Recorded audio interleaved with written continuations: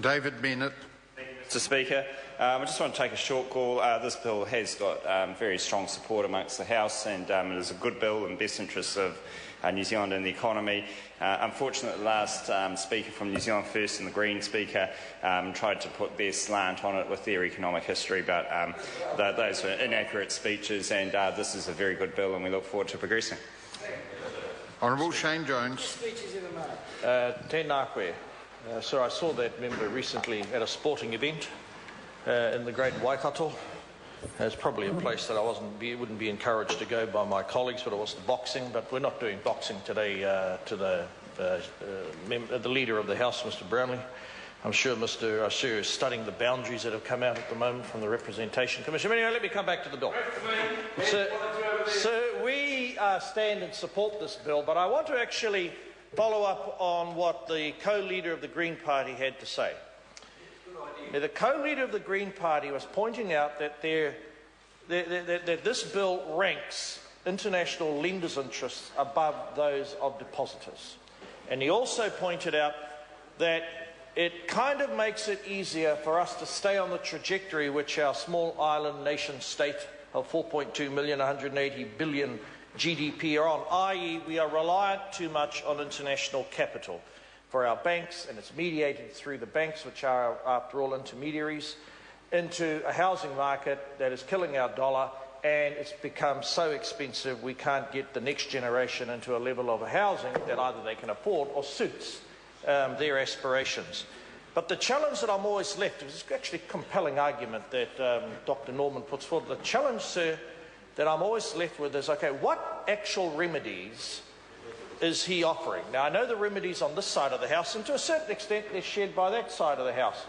That we're probably a lot more aggressive, sir, that it is important that we engender a greater level of enthusiasm amongst us as households, but more importantly provide support to those households to amass an indigenous body of capital, for want of a better expression, that over time lessens our reliance on international capital. But for as long, sir, as the banks and, dare I say it, perhaps other financial entities are reliant on meeting the shortfall of what we as depositors are able to contribute, those international lenders are looking for not only regulatory certainty, as I spoke about before, but, sir, they are looking for a greater degree of protection. And I can't, sir, see how we can wriggle out of that at the moment. We do have a set of policies that is designed, sir, to change the structure of the economy, unlike our colleagues on the other side of the House. And I suppose I've learnt, sir, that over the last 5 to 6 years, there is a greater belief on that side of the House that the market will solve all of these pitfalls. Whereas on our side, the reason that we're prepared, sir, to back the bill is not only a recognition of macroeconomic reality, but an awareness that if you're getting people to take a risk and put their dough into various enterprises, they should have some greater sense of recourse. But, sir, we need to ensure, though, that we never lose sight of what Dr Norman was also saying. What are we doing as parliamentarians? What are we doing as businesses to actually, or indeed as a government, or in this case the shadow government, to engender a greater level of commitment to save and reward it? Now, one thing, sir, we must not allow to slip away is the ongoing leaching, the ongoing loss, the ongoing, sir, spiriting away of far too much wealth out of the country without internationally owned entities. Obviously, the banks are at the front of the row in that regard, of meeting their fair share of the tax obligation in New Zealand. Now, sir, if it's good enough for them to go internationally, raise capital, bring it to New Zealand, people like myself and our families, etc., reliant on it, it's also good enough for them, as they derive the profit from what passes as the New Zealand business and residential community, that they, sir, also accept the obligation which comes with operating in a modern economy of actually paying their fair share. And I certainly, sir, look forward to joining forces with Dr Norman next year and making a major issue out of that particular challenge. Now, whether or not, sir, we are capable in terms of how our tax collectors are currently reconfigured, that's another matter. But, sir, we all believe that it's necessary, and banks should be particularly knowledgeable about this, that we pay our fair share. Sir, let's just go back and touch on once or thrice one of three things, sir, in respect of just reminding ourselves why we're doing this.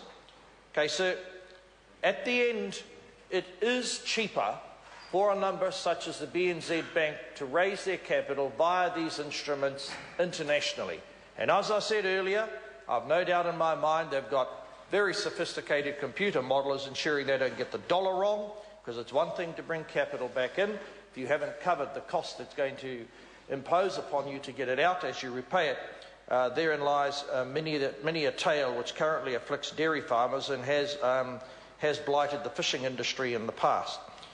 So, are we confident that the independent monitoring is adequate? Well, you know, we have an independent monitor at the moment, sir, in the broad commercial sector called the Commerce Commission. And the current government is not confident, the current government is not respectful of that particular independent monitor. Any doubt, sir, would be the capricious way in which they announced that they were going to slash its current powers in order to reward the narrow caste of shareholders in what is now a small business, formerly a big business, otherwise known as Chorus. They were going to give them, sir, a greater degree of protection and gouge out of you and I, sir, the consumers of the broadband services. So that's an example. If you put into legislation or if you posit upon a particular agency the responsibility of independent monitoring, sir, by an asset monitor, that you're consistent. Because the institutional monitoring function that touches the broad swathe of our economy, there are a few entities that escape its grip, not the least of which are the shipping lines.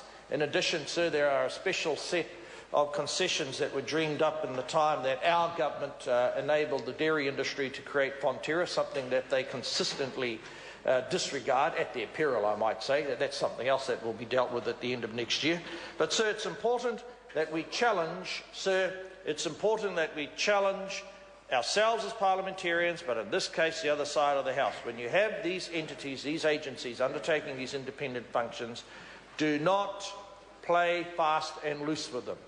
Do not change the law, do not monster them in order to reward, sir, a vested range of narrow interests, which we've seen sort of most unfortunately over the last few weeks. Although I get the sense, sir, that saner minds are prevailing and that there is an awareness that you cannot run a modern economy unless you protect the role of such institutions. Now, those institutions, sir, they also have to be accountable.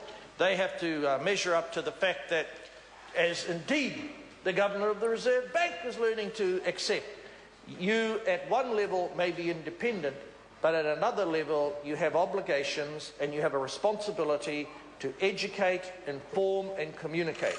So, sir, I look forward to hearing that the entity that is going to be charged with that responsibility doesn't fall into the bog that seems to ensnarl the current Commerce Commission. Nothing to do with us, sir, more to do with the attitude of the other side of the House. So to return back to the base proposition why we're going to support this thing, we realise that we are reliant on overseas lenders.